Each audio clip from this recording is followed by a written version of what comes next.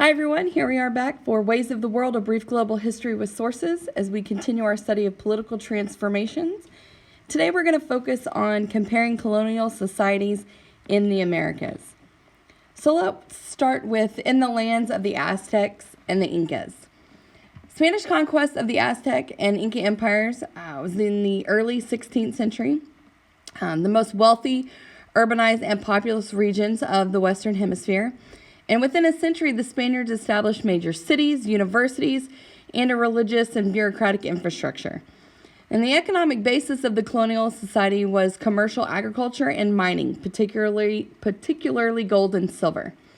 And there's a rise of a distinct social order, as replicated some of the Spanish class hierarchy. They accommodated Indians, Africans, and racially mixed people. Spaniards were at the top, increasingly wanted a large measure of self-government from the Spanish crown. There's an emergence of the mestizo or mixed race population.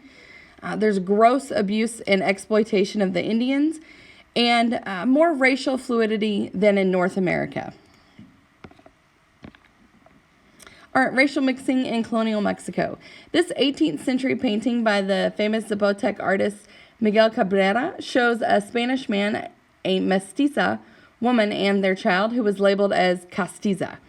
By the 20th century, such mixed-race people represented the majority of the population of Mexico, and cultural blending had become a central feature of the country's identity. Now, in what ways would the husband and wife shown in this painting have both benefited from their marriage? What evidence in the painting supports that argument? Well, the man benefited from this marriage because he got a loving partner, a partnership that would have been difficult with the Spanish woman because they were outnumbered 7-1 by Spanish men, and an heir to whom he could pass on his estate. And the mestiza woman benefited from the marriage by gaining the relative security of living in a Spanish household for her and her children, as well as access to the luxury goods that surround her in the image and the social status that they imply. All right, colonies of sugar. All right, lowland Brazil and the Caribbean developed a different society. The regions had not been home to great civilizations that didn't have great mineral wealth until the 1690s. But sugar was in high demand in Europe. And these colonies produced sugar almost solely for export. Now, the Arabs introduced large-scale sugar production to the Mediterranean, and Europeans transferred that to the Atlantic islands and the Americas.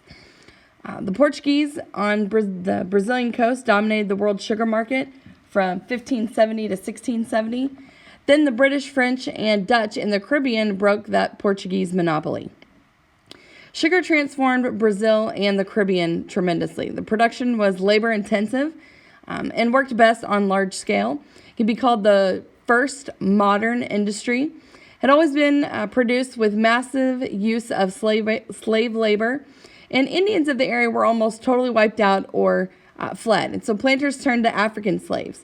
80% of all Africans enslaved in the Americas ended up in Brazil and the Caribbean. Now, mostly African men were imported to the New World plantations, but some women.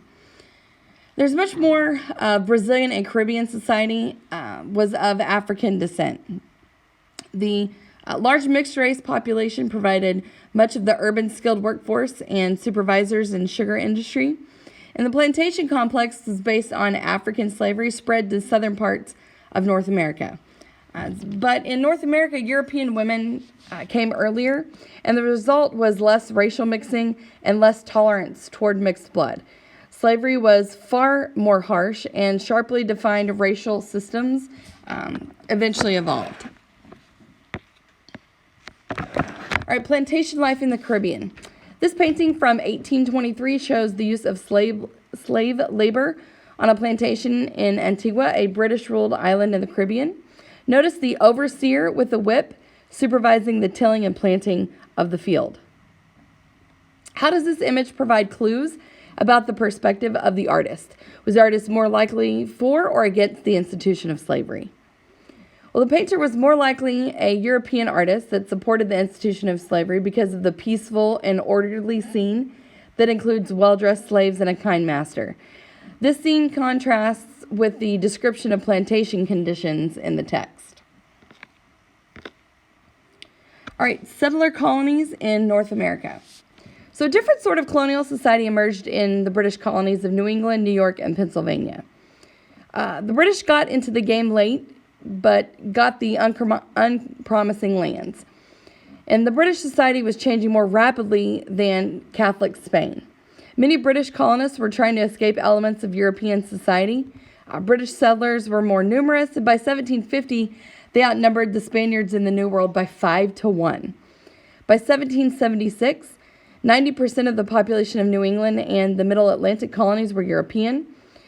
Native Americans were killed off by disease and military policies, and small-scale farming didn't need slaves.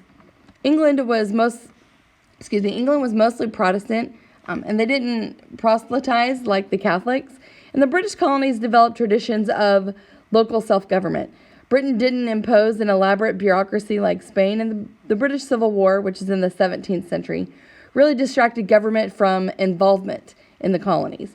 And North America gradually became dominant, more politically stable, more democratic, more economically successful, and more internationally powerful than South America.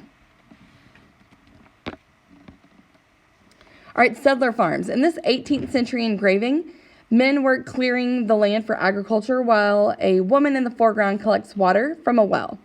Unlike other regions of the Americas, the New England and Middle Atlantic colonies were dominated by European immigrants who created small family farms.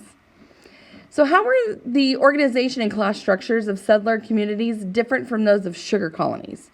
What evidence of those differences do you find in this image? Well, the sugar colonies were designed for rapid export of one commodity on the world market, which led to distinct class divisions, mostly between those who owned the plantations and those who worked on the plantations. The settler communities were rather more egalitarian because the settlers were more often than not escaping the class restrictions of the old country. Such is evident in the image here, where 4 white men and 1 white woman share equally the labor on a small farm. Had this image been of a sugar plantation, the smaller white family would have been resting in leisure, while hundreds, if not thousands, of enslaved Africans worked the expansive sugar fields. And that concludes our study of colonial societies in the Americas. I will see you guys next time.